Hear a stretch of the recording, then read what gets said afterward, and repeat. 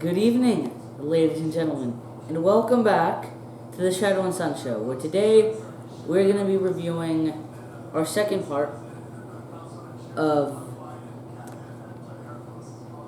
Our return to Cynder. Yes. For Shadows and Brimstone, this is the second time we've gone back into Cynder, and we use these two supplements.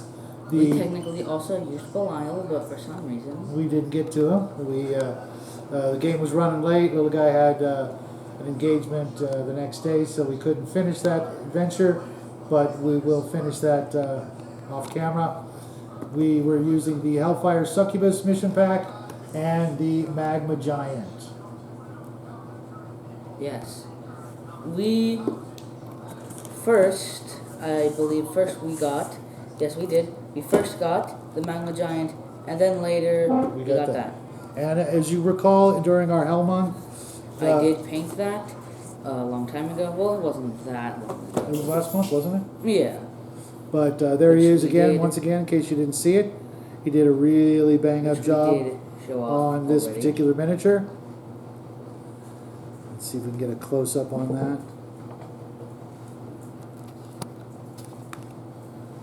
In case you guys didn't see it last time, this is a very, very formidable opponent. He gave us some troubles. Yes, they do in fact use D8, which he finds to be the most terrifying thing in the entire planet. No, it was a And on 7 a little daunting. Yes, it's kind of like the first monster that actually gets crits against us, which I'm actually surprised that the Hill brothers haven't used against us more often. If they roll a 7 or 8, their attacks go right through your defense and just light you up literally on fire, which is the gift that keeps on giving. Every turn after that, you just keep taking more and more damage until you knock these guys out. Their defense is pretty high.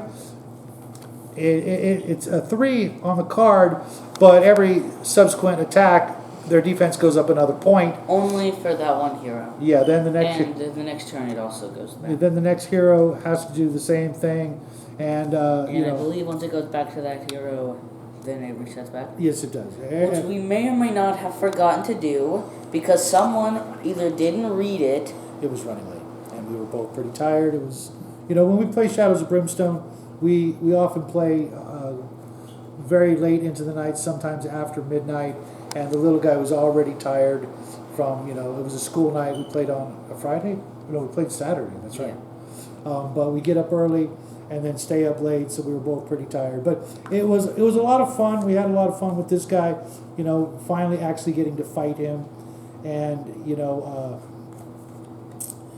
his health at 40 plus 5 per hero. We fought tougher health monsters, but, usually there's a lot of other smaller minions with a big guy like that, and we got lucky. It was just the Magma Giant in the room that we had to deal with. So it wasn't too bad if you just focus on the big guy first, or if you got a bunch of little guys, sometimes you like to focus and knock out the little guys first and then focus on the big guy. Different strategies for different scenarios. We took him out finally, and then he decided that it was too late, even though it was Saturday, even though I was seconds away from falling asleep. So yeah, we the little cut guy the game was off short, and but we marked our didn't location. even finish the mission. So, but we will the next time we play. Which, by the way, was a Belial mission, right? Which is why I still find it strange that he is not here. Yeah, well, because when we play next time, we will continue right where we left off. Normally, we finish the mission, and then the next day we'll do the town and the travel hazards part before we begin the mission. But tonight, or last night, we just had to stop early. Let's go on to the Hellfire Succubus. Models are pretty nice. There's only 2 poses. I wish they would have allowed for a little bit more.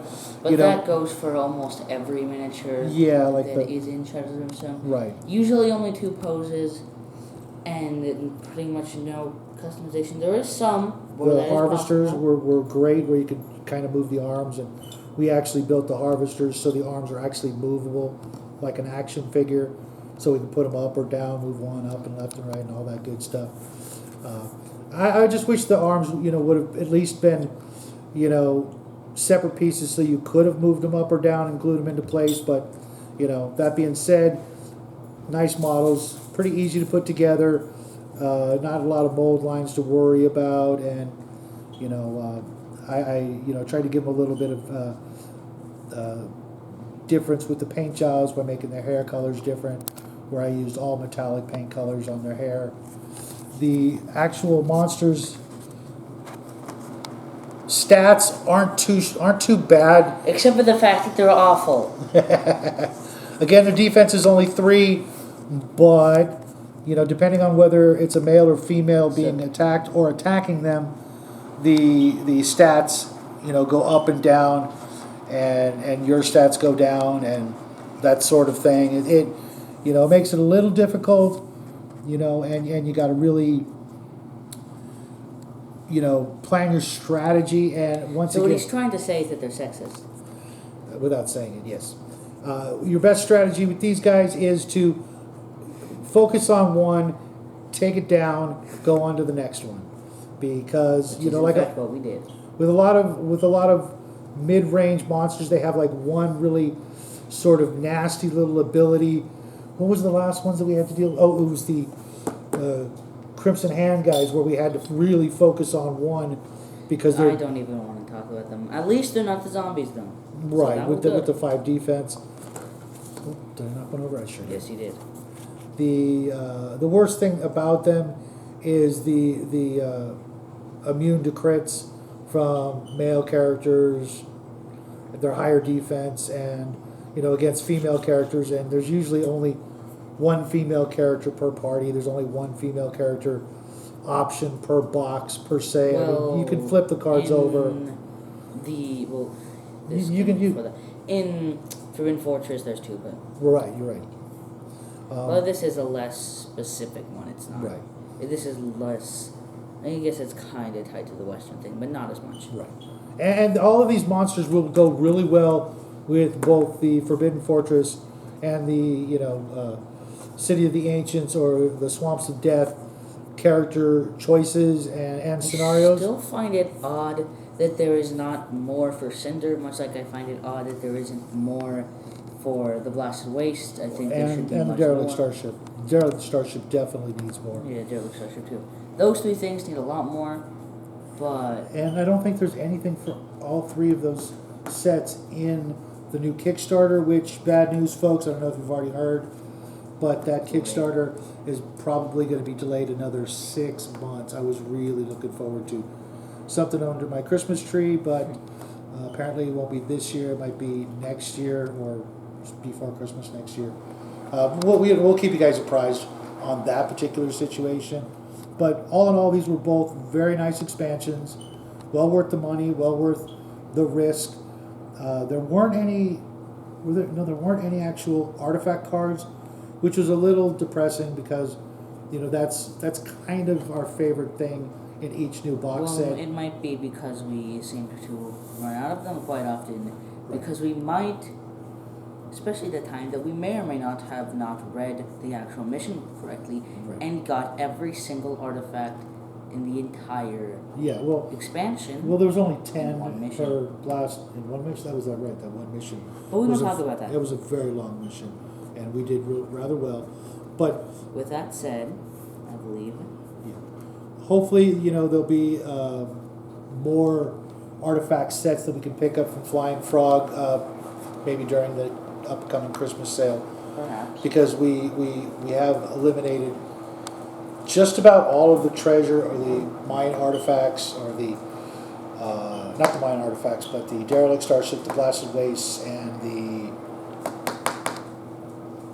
Derelict. Did I say the Derelict Starship? Yes, you did. Derelict Starship, Blasted Wastes, and what was the other one? Targa? I don't think. Yeah, did we're that yet. basically we're running out of treasure to bring home from our adventures. Although our Cynder stack is actually still pretty thick. But all in all, these were really nice expansion sets. Hope you guys give them a try. What is he doing? He's on the treadmill. Aye. He wants a walk, and he'll take it any way he can get it.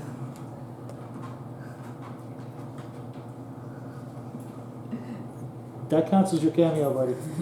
No. He had one during... Did he have one this month? No. Ooh, okay. Well, I guess it'll have to be the show-off show because he's not coming in during the craft. Well, maybe he did. I forgot this month is already almost over. That's correct. And before we let you guys get on with your evening, I want to let you remind you that this Thursday will be the craft challenge between Nathan Allen, a fellow YouTuber who will be crafting off with us with the barbecue lighter challenge. I thought we weren't going to say that yet. Oh yeah, Okay. I thought we did during the. Maybe I just have bad memory. But hope you're doing well, Nathan. Hope you're ready for the challenge. And then before that Tuesday, we will have a Dungeons and Lasers video. And then, of course, next Sunday will be the show-off show. So you get to see our craft challenge final product, as well as all the other crafts we did this month. So with that said, from all of us here at Shadow and Sun, that has been the Shadow and Sun Show. Remember, like if you liked it, and that. Hit the subscribe button if you haven't already. Have a great week. We love you guys, and thanks for stopping by. Good night.